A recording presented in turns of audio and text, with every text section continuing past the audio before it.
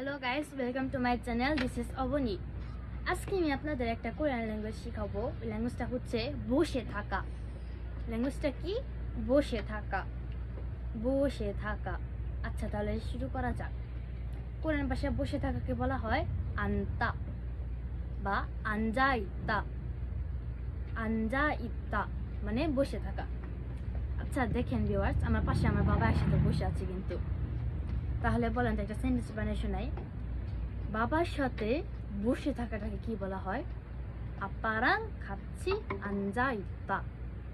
আপারাং 같이 앉아 있다 মানে আমি আমার বাবার সাথে একসাথে বসে থাকি। আরেকবার একটু সুন্দর করে বলে দাও, আস্তে আস্তে। আপারাং 같이 앉아 있다।